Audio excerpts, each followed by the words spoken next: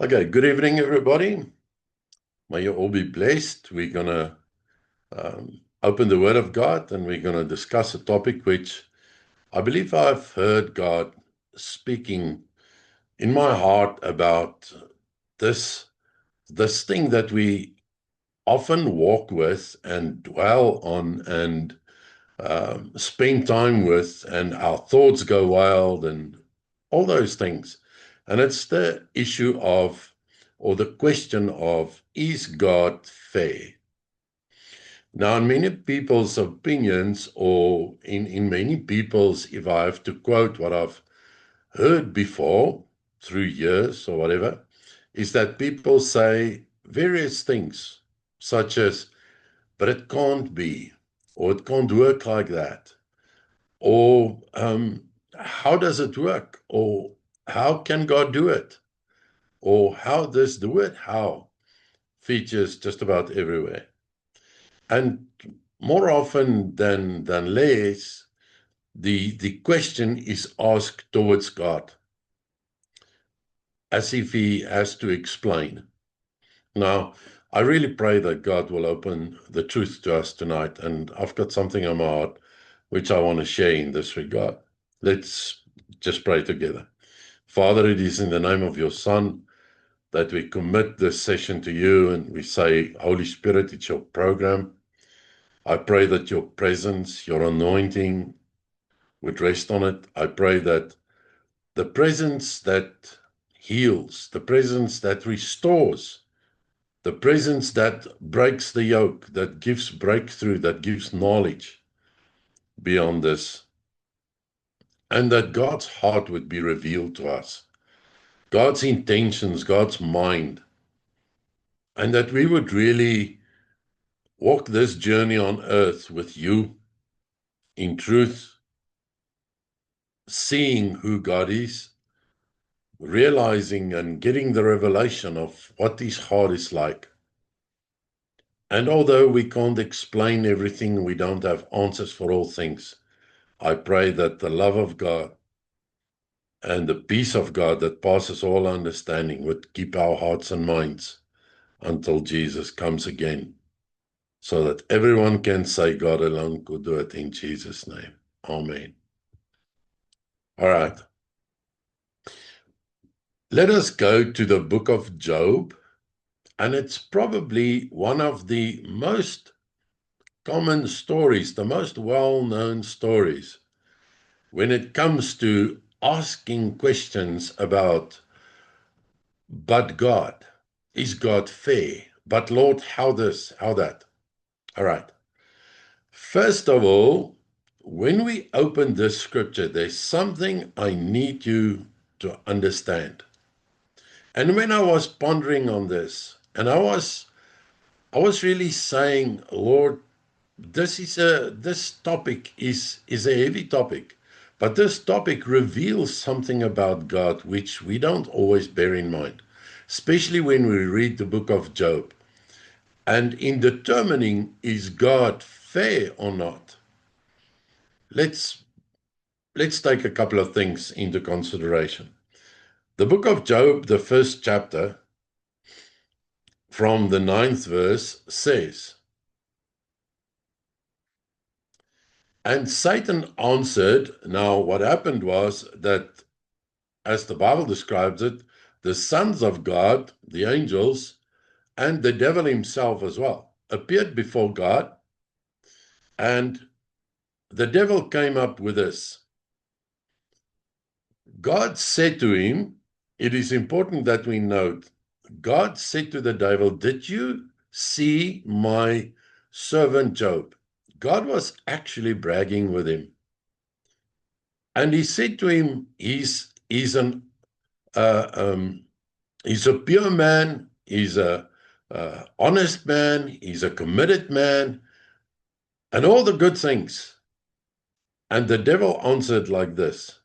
Now, what I need you to understand, and when this goes open, when this opens up to you, you will get to understand the heart and motives of God. Listen to this. And Satan answered Jehovah. Remember, God did not say to the devil, I protect Job because of this. I bless him because of this. Although God said he is a pure and a holy man. All right? The devil said to God, and Satan answered Jehovah and said, does Job fear God for nothing? He's on his way to bring something before God in order to show himself. Show what about himself? Show his motives. The devil's motives are always opposite of God's. They always cruel, they're always destructive. And here he comes and he says to God, does Job fear God for nothing? Have you not made a hedge around him? We need to take note of this. Even the evil one recognizes the protection that God gives his children. This says something. Remember, Job does not know anything about this conversation and discussion in heaven. This discussion is not revealed on earth. This discussion was not carried over to Job. God did not send an angel to Job and said, the devil and I will meet and we're going to discuss you and you must be prepared for this. And the devil is going to bring accusations and I'm going to answer him back and all that stuff. Earth was not aware, Job not aware of the discussions or the discussion between God and the devil. And it does not mean that God compromises with the evil one. He gave certain facts and he gave a permission and he set boundaries. That is how God operates. He does not compromise your and my life for the desires of the evil one. That is why the devil could notice there is a hedge around Job. That shows God's heart towards you and me. He does not leave us and cast us to the wolves. He is a God of protection. Have you not made a hedge around him and around his house? The devil is busy revealing scripture of the past year, where God promised certain things to Moses and to all the people after that, with whom he made covenants, and where the word of God was explained. God blesses those that are living in purity. God blesses his children. He protects them. And he protects their descendants. God said to Moses, I will bless you and I will bless your descendants. He said it to Abram. And around all that he has on every side, God spoke blessings upon the work of your labor, your harvests, and all those things. The devil is busy revealing the heart of God. You have blessed the work of his hands and his livestock, and have increased in the land. But put forth your hand now and touch all that he has. There's an important thing to notice here. The devil suggests to God to do it because he is not allowed to step on God's turf and just do as he wants. That says something about God's heart and motives towards his children. The devil cannot, he has got boundaries, he's limited. Unless we, as God explained in previous times, to Moses and all those, if we obey him, if we serve him, he is on your side. And if we don't, we open doors to the enemy, and we open it on our account. God, we push God aside literally, and we expose ourselves to attacks from the evil one. But put forth your hand now and touch all that he has, and he will curse you to your face. Always the devil is a liar. Now, I suppose we can say that many people may have cursed God, like Job's friends. But the devil always seeks destruction. And God, on the other side, in the two scriptures we read, always seeks protection and blessings. That is his heart. He loves you. No matter what happens, he loves you. Right? We go to verse 12. And Jehovah said to Satan, behold, all that he has is in your power. What God said, up to now, it was in my power. I decide what happened to him. But I will let you. Here's an important part we have to realize. We have seen the devil's cruelty. We have seen something about God being revealed, his protection, his love, and the fact that he controls, the fact that God is in control. God is in control of your and my life. For that reason, God could say to the enemy, I will allow you to have it in your power. But here comes God's heart again. Only do,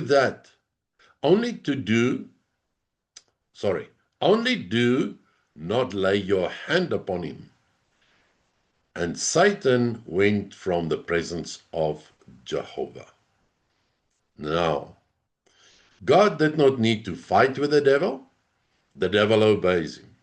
God has got so much control over our lives that he can, in a calm way, say, I will allow you this, and it will be allowed. I will restrict you to this, and it will be restricted. So, remember, Job did not know about this discussion in heaven. So Job could not upfront make up his own mind or develop a preceded idea. Job did not know what was coming. All right? And if we ask the question, is God fair? We have on the one side the evil one and God with a brief discussion about Job. And on the other hand, Job that is totally unaware of what is going to happen. He's down on earth. Okay?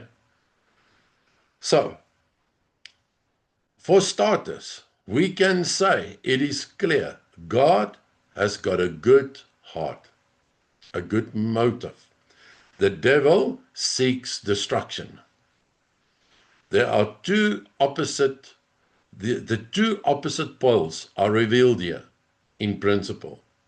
Okay? And let's go to chapter 8, verse 5. We'll see the following. If you would seek earnestly to God and make your prayer to the Almighty, if you were pure and upright, surely now he would awake for you and make the dwelling place of your righteousness blessed. And if your beginning was small, yet your end would greatly increase. Now, this is one of Job's friends speaking. And what we see here is even that outsiders could testify of God's goodness, God's protection. They've seen it happen. They can testify to it. And to you and me, it should be that we take it up for ourselves to trust and to know that God's heart is pure. He did not allow the devil from the start. He did not go and knock on the devil's door and say, come here, I want you to go and do something to Job. When the devil came and requested permission, so to speak, God allowed it, but he set parameters. Why? Because his motives remain pure. We know the end result. We know the final days of Job were blessed even more than his former days. So what was in God's heart was something good towards mankind, towards Job. And it was something better for afterwards. Should Job stand this test and endure it? So the point I'm making is God has a good heart. We will see a couple of other things and get to a conclusion. Chapter 9, verse 12 says, behold, he takes away. Who can turn him back? Who will say to him, what are you doing? God will not withdraw his anger. The helpers of pride stoop under him. How much less shall I answer him and choose my arguments with him? Now, you can read through the book of Job or these chapters. There are certain discussions and I almost want to say arguments by his friends and people that saw his misery, and as if they are his advisors, they are speaking about certain characteristics of God. And the one that comes out clearly here is that God is almighty. He knows everything. There's nothing that he does that does not have a purpose. I want to stress that again. God knew from the start what the end result was going to be. Job was going to be faithful. And God had it all planned. And he knew that if Job remains faithful, how much he was going to bless him. He didn't reveal it to the devil. The devil was just so quickly to get out of there and start his mischief. That was all that mattered to him. But God remained sovereign about Job's life, about yours and mine, to the extent that he decided by himself, if Job withstands these trials, I'm going to stick to my plan, and that is to bless him. To such a degree that we can say that nothing can move him, nothing can convince him. I cannot buy his favor. He is so sovereign and so steady that no matter what I do, I cannot gain his favor because he is already faithful. He is already honest and reliable and sovereign, and above all things, he is in control as God, Elohim, our Father. All right. Now, if I look at verse 12 to 14, it basically says, he is immovable. God will not withdraw his anger. The helpers of pride stoop under him. His principles are steadfast. So I cannot be his advisor. He knows everything already. When God enters a certain phase of my life with me, he is already in control.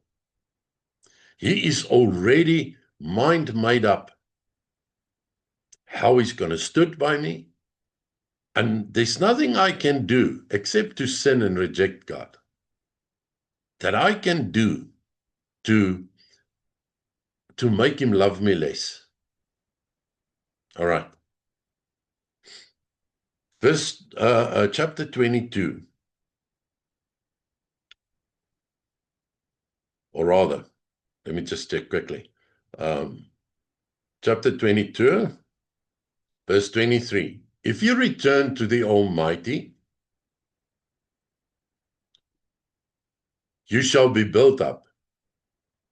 You shall put away injustice far from your tents.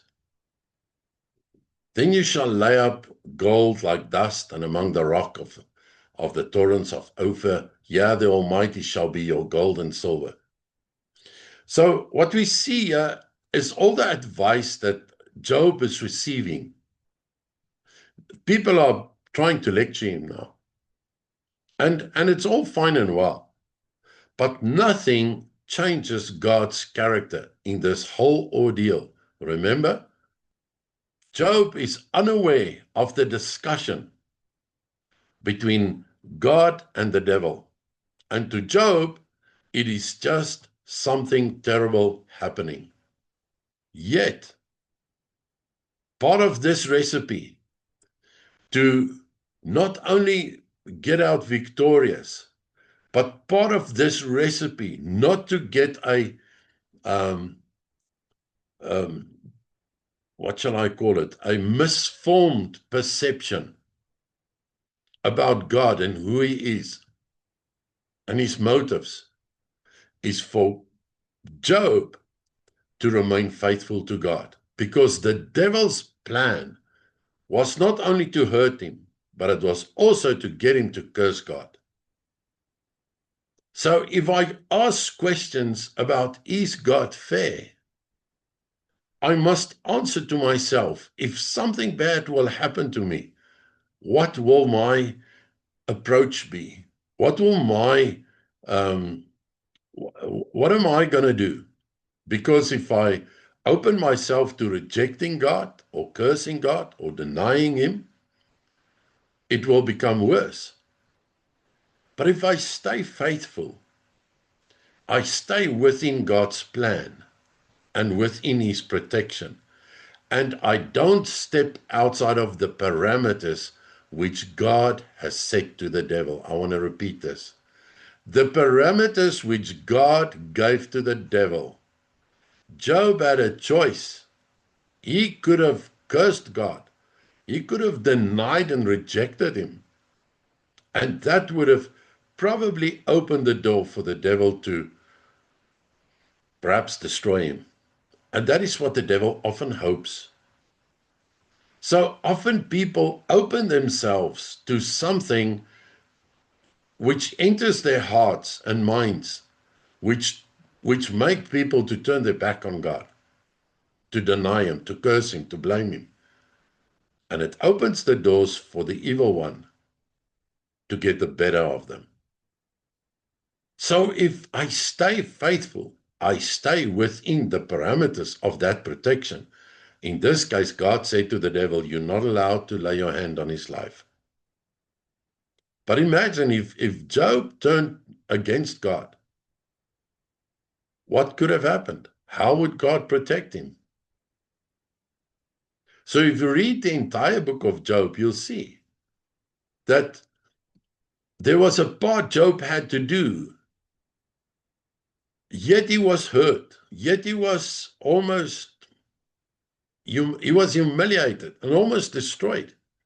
But his faithfulness kept his spiritual soberness, and it kept God's protection in place for him. Right? So it's always a matter of that my faithfulness to God counts a lot. Because if I turn against God, I actually turn against the plan of protection, which in this case, Job was not aware of. He trusted God. He stayed faithful. But nobody told him beforehand, listen, Job, it's God speaking. The devil and I had an agreement. He's gonna start treating you badly and attacking you, stealing you from you. And if you remain faithful, I'm going to bless you more than what you've been blessed so far. There was nothing of that. Job, in his faithfulness, kept his spiritual sanity, I almost want to say. And in answering the question, is God fair? I have to ask myself the question, where am I in these parameters, or as far as these parameters of protection are concerned? Because I can trust God, yet I don't know his mind and his motives. So there's something hidden in the challenge that you go through, something hidden about God, which is not perhaps clear for the naked eye straight away.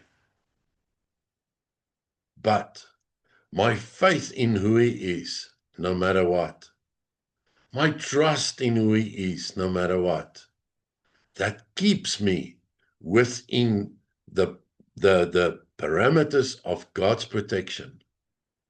But should I try and step out of it, I may open myself to get hurt even more. All right. Let's go to chapter 34, verse 12. And it is Elihu speaking to Job, and he's lecturing him, and he's revealing a couple of things about God here. Yes, surely God will not do wickedly. He's bringing out characteristics of God's character. Neither will the Almighty pervert justice. Remember, these are the things which Job had to keep in his heart in the situation. Verse 13, who has given the earth as a deposit with him? Or who has set the whole world in order? He's actually saying, is God not the sovereign being that has actually set everything in their foundations and keeping everything together? If he sets his heart on man, if he gathers to himself his spirit and his breath, all flesh shall perish together, and man shall turn again to dust. What he's saying is, the source of your life, the source of your and my well-being, has not forsaken you, neither himself. And what he's also saying is, Job, there's nothing you can do to advise this sovereign God of yours. There's no advice we can give him. He knows everything already. And what I'm reading in here is that he's actually saying, Job, all you can do is to surrender to him. All that you can do is to surrender to his goodness, to the fact that his heart is a good heart.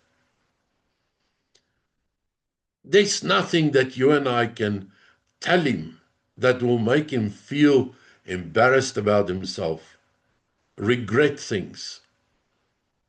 All that we can do is to surrender to him and to trust him that he's faithful.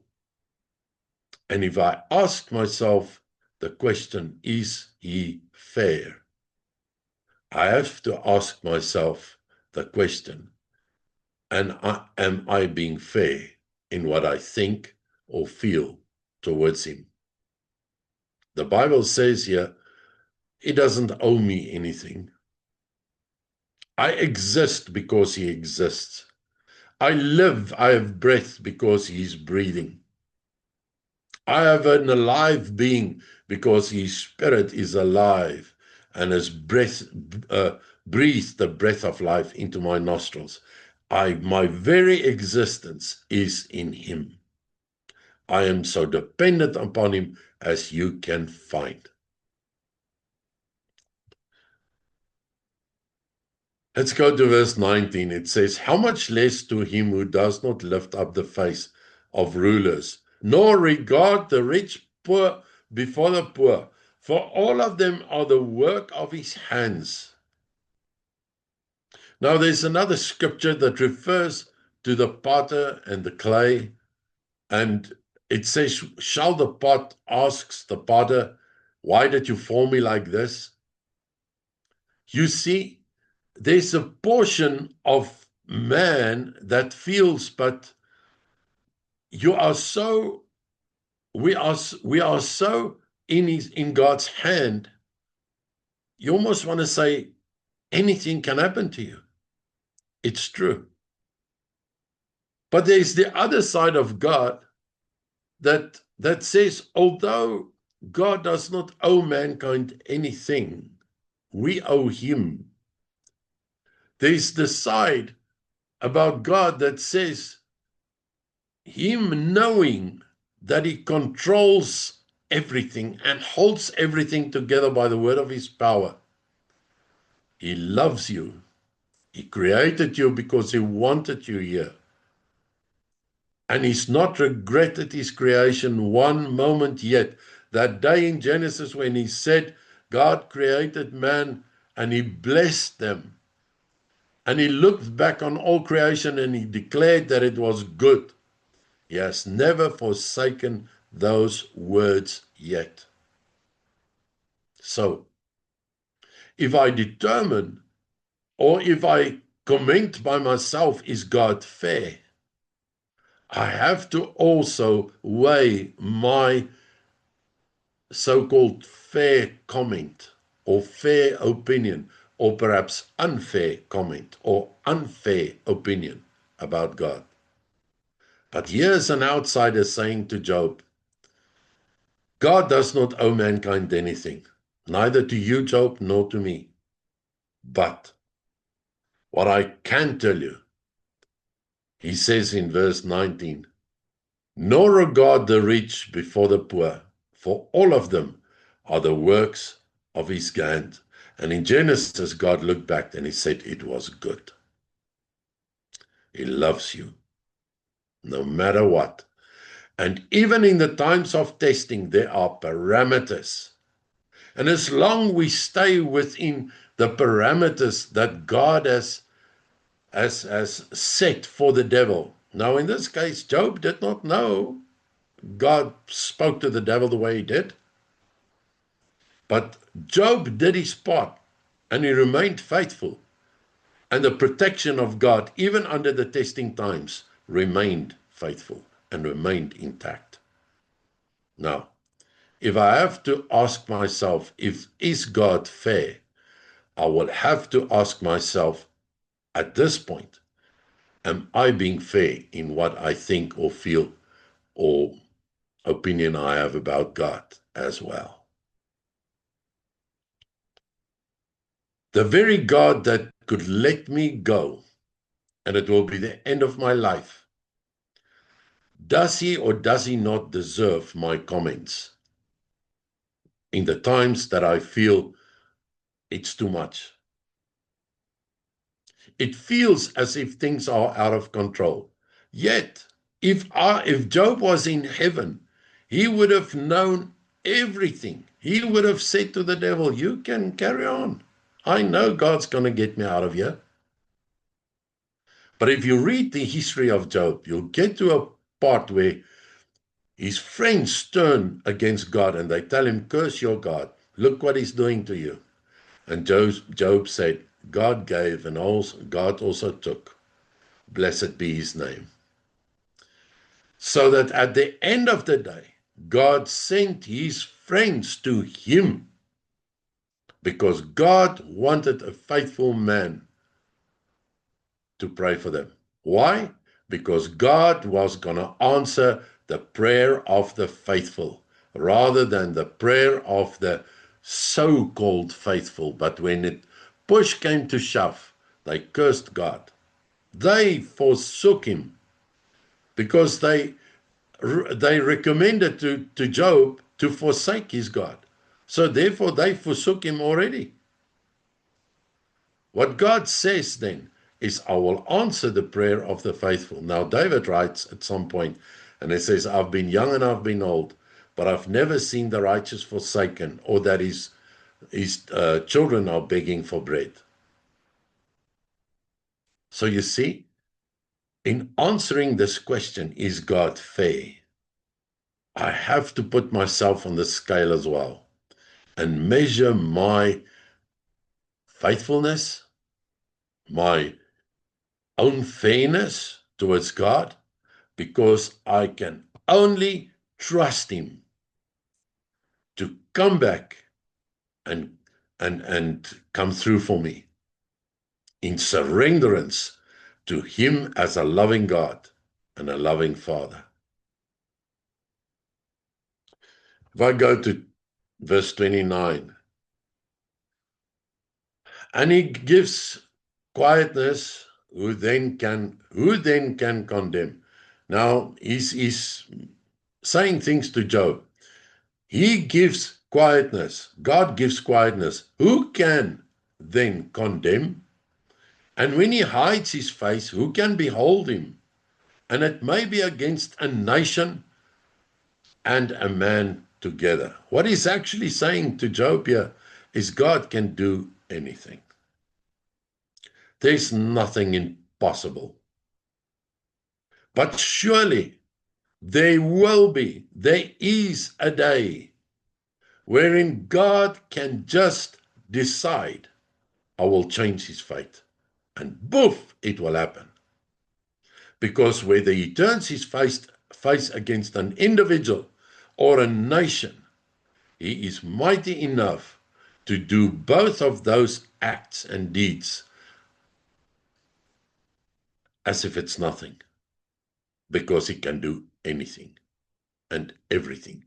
And in this phase of Job's life, he surrendered to the fact that God can do anything and everything.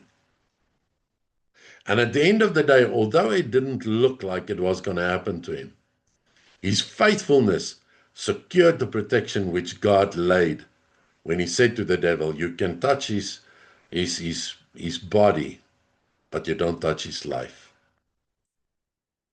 And because God can do anything, turn His face against or turn His face towards, no matter who and how big the audience is. This surrenderance to this almighty power by Job and his faithfulness at some point makes that the original heart which God had, which we read about, which was a good heart, is still proven as God's good nature, God's good heart. So is God fair or not? If He had forsaken His word, I would have raised my eyebrows. But if He didn't, I can say God remained true to His word. Now remember, God did not promise Job certain things, made him rich, and then He came and he took it away. Job became a rich man because God blessed him.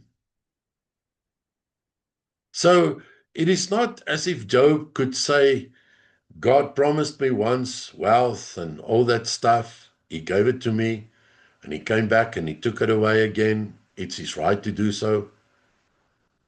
Job was established in a blessed life. And regardless of how he got it, he gave his loyalty and trust to God. And in turn, God in the heavens devised a plan of protection, even in the testing times. And God decided by Himself that I will bless him, because there will come a day that I will turn what looked as if my face was turned against Job, I will turn it against the devil, cast him out, and change Job's fate. And so He will do with you. God is yesterday, today, and forever. There are times that are perhaps testing, and there are times where there are challenges, but nothing in God changes. God is still the loving Father. And it's just sometimes the measure of surrenderance with which we live or not live that makes a huge difference. I'm going to go to verse 29, and he says, "Who can behold him, and it may be against a nation and a man together?" And then I want to go to Psalm 105, and it says the following. Psalm 105, verse 8 says, "He has remembered his covenant forever." Now, the word forever means it doesn't matter what happens. God cannot forsake his word. He has remembered his covenant forever. The word which he commanded to 1,000 generations, meaning he's not going to change. His loving nature, his promises, call it what you like. He is still in control, no matter what happens. Verse 14 says, "He allowed no man to do them wrong." Now, this refers to when Israel moved into the promised land, etc., etc. And God speaks about, "He allowed no man to do his servants any wrong. He reproved kings for their sakes. And he called for a famine on the land. He broke the whole staff of bread. He sent a man before them, Joseph, being sold for a servant, whose feet they hurt with chains. He was laid in iron." All the things which look and feel like chaos, God was still working his plan. Now, coming back to the question, is God fair? I would say if God had no plan, if God was just wildly, aimlessly doing or allowing things to happen, I would say that's irresponsible. But in the history of Job, in the history of Joseph, and so I can carry on, it always is clear that God has a plan. And the end result of that plan was saving, in Joseph's case, a whole nation, saving the blood of Jesus, saving Jesus, saving you and me today. Because the word we've read is throughout all generations. If Joseph was not thrown into the pit, we can reason God would have found somebody else to put in there. But God stuck to his plan. And at the end of the day, God's plan is what changes your and my fate in line with God's goodness and faithfulness. Verse 42. "For he remembered his holy promise and Abram, his servant." Now, the Bible says two things. God is not a man that he should lie, and he says he has got a good memory. That makes him a faithful God. And he was faithful to Job, he was faithful to Joseph, he was faithful to Abram. Wherever God gave his word, he applies proper memory. I'll never catch him off guard. And if I live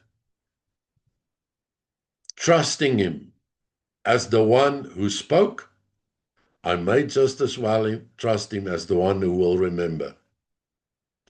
And that means he cannot fail. And that means he cannot be unfair. But often my convictions, my emotions, turn me, as noble as I may consider myself to be, turn me against God. You read the book of Job, you'll see it, that he was tempted a couple of times to turn his face away from God. And at the end of the day, at the predetermined day, God said, I will bless him again. And he blessed him more than he ever was. Psalm 103, and I'm going to close with this, says, verse 8, Jehovah is merciful and gracious, slow to anger, and rich in mercy. He will not always chasten, nor will he keep his anger forever. He has not dealt with us according to our sins, nor rewarded us according to our iniquities. Now, in this question, is God fair? I have to ask myself this one thing. Do we always get punished for all our sins? Yea or nay? No. So, if God has to be fair towards himself, punish which is wrong and reward which is right, but the word says he doesn't deal with me according to my iniquities. Is he then fair or is he unfair? I think he goes the extra mile, extra 2 miles, extra 100 miles with us, often, because he tolerates us more than what we deserve. So, before I apply the word fair rigidly, I think I have to say to myself, God could have wiped me off the face of the earth a long time ago. Like Job's friend said to him, against a man or against a nation, he can turn his face, change the fate of anybody, no matter what size. So in my conclusion, when I look back, I say, yes, there are all the challenges. Some are like Job's, some are like Joseph's, some are like whoever. But the word of God still remains, which David says, I've been young and I've been old, and I've never seen the righteous forsaken or that his descendants are begging for bread. I have to conclude that in my minor being, in my short fall of knowledge, I cannot judge God, and I'm not in a position to be his advisor. I'm not bigger than him. I can only surrender to him, trust his goodness, trust his faithfulness, and remain faithful to him